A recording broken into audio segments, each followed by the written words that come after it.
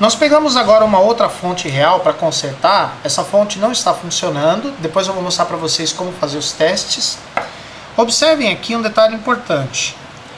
Cada fonte de computador, primeiro, é indicado pela sua potência máxima que ela pode fornecer ao micro. No caso dessa fonte, é 400 watts. Tem fontes que chegam a 500 watts, 600, 550. E cada fonte tem que ser usada de acordo com a potência do computador que ela vai alimentar. Computadores com processamento mais rápido, com uma melhor placa de vídeo, com um hardware mais avançado, mais elaborado, necessitam de fontes de maior potência.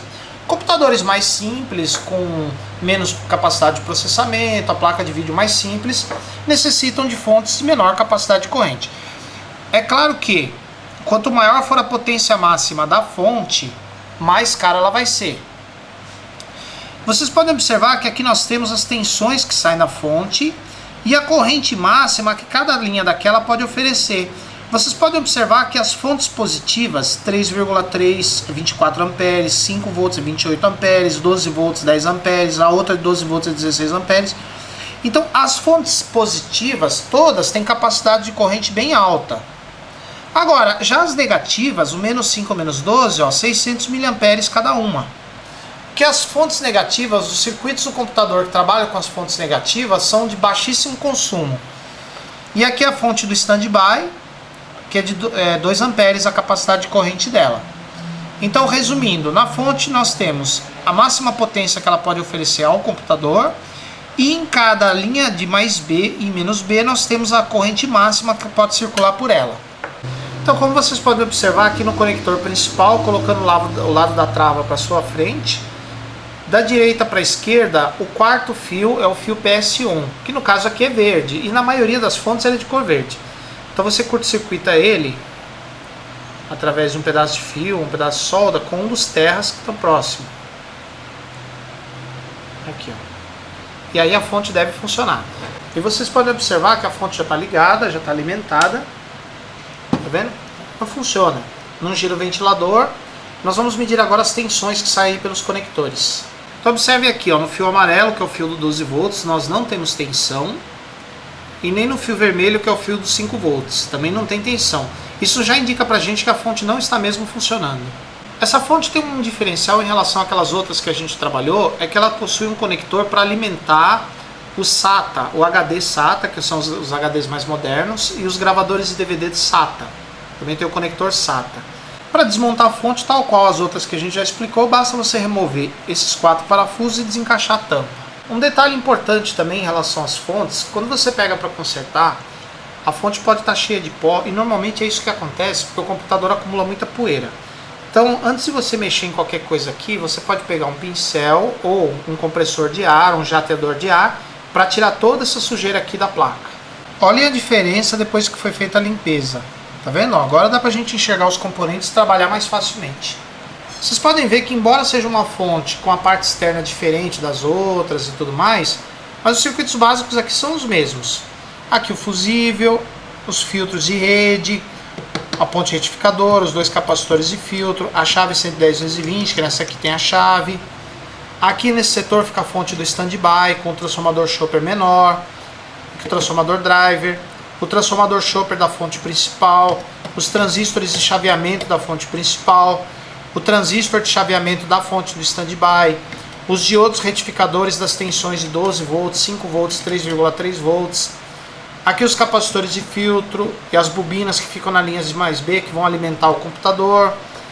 Aqui o SEI oscilador de PWM. No caso dessa fonte, utiliza o KA7500, que também é um SEI bastante usado em fontes chaveadas, junto com o TL494.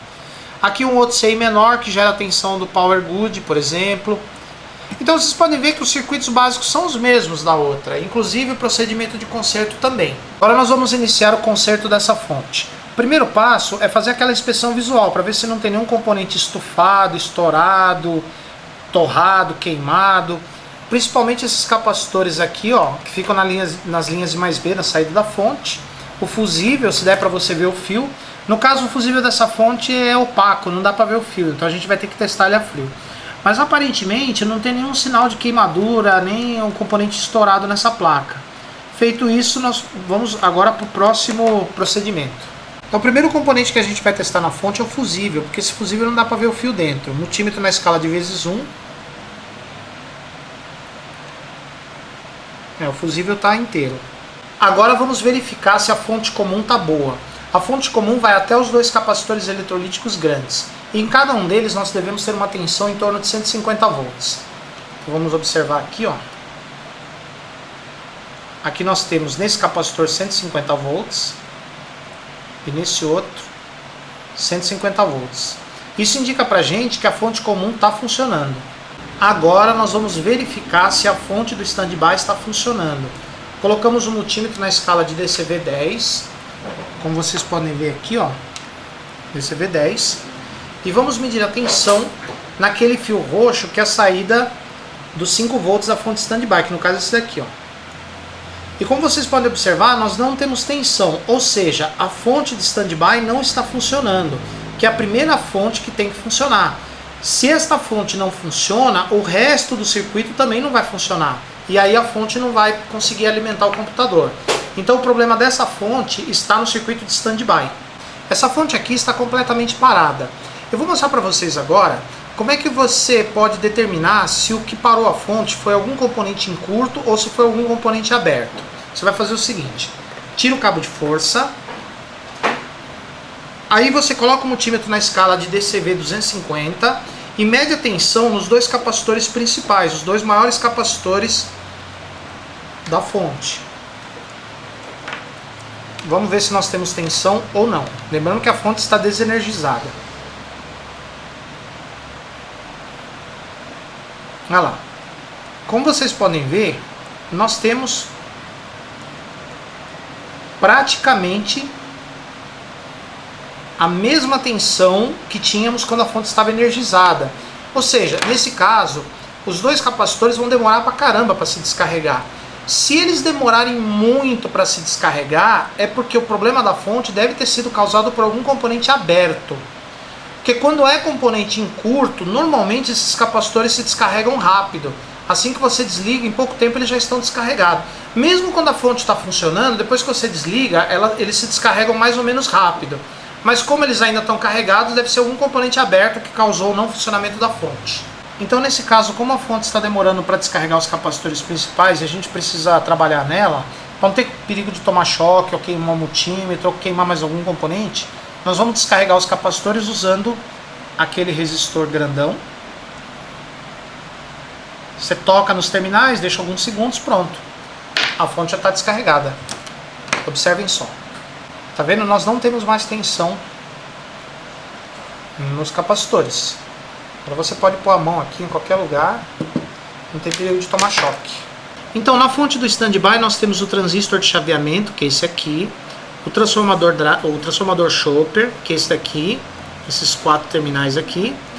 Nós temos um outro transistor que forma o oscilador junto com esse.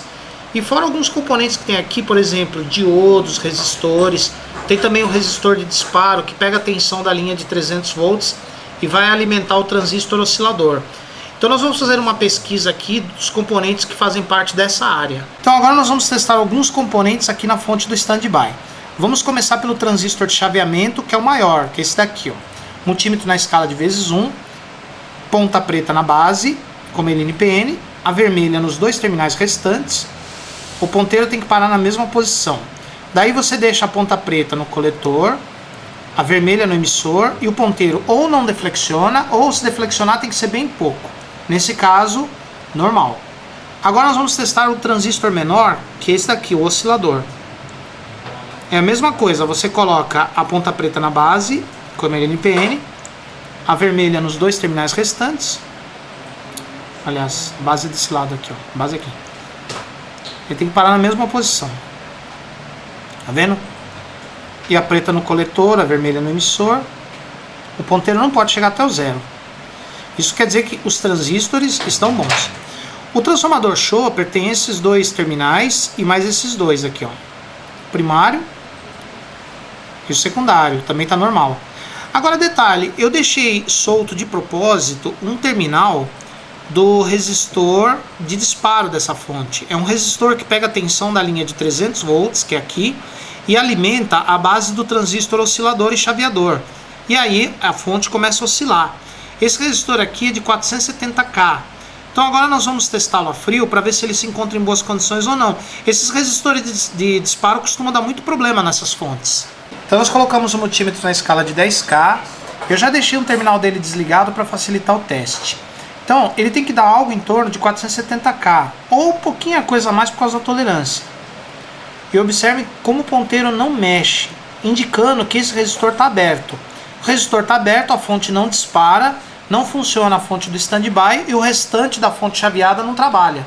Aqui é o resistor de disparo que nós tiramos da fonte, escala de 10K, aqui ó. Vocês podem ver que ele está aberto. Então agora nós vamos fazer a substituição e ver se a fonte volta a funcionar. Aqui ó, nós tiramos a capinha e no caso desse resistor dessa fonte ele é de 680K, mas isso não faz diferença. O importante é que ele está aberto e tem que ser substituído.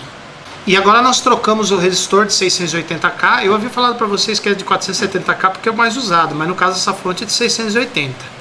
E agora nós vamos fazer novamente o teste da fonte do standby. Então como vocês podem observar, nós já temos aqui a tensão de 5 volts da fonte do standby. Agora nós vamos testar as outras fontes. Então agora nós vamos testar as saídas da fonte chaveada principal. Então aqui nós temos a linha de 12 volts, está funcionando. Abaixamos a escala para 10. Aqui nós temos a tensão de 5 volts, como vocês podem observar. Aqui a tensão de 3,3 volts. Também está funcionando normal. E agora nós vamos medir as duas linhas de tensão negativa, a menos 5 e a menos 12. Aqui uma delas, a menos 5. Normal também. E agora nós vamos medir a menos 12. Aumentando a escala. Aqui a tensão de menos 12 volts. Também está normal. E agora nós vamos medir a tensão do Power Good.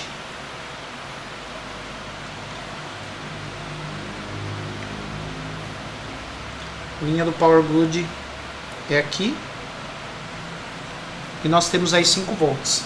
Isso quer dizer que agora a fonte está fornecendo as tensões normais. Nós vamos montá-la e depois nós vamos fazer um teste com ela já montada.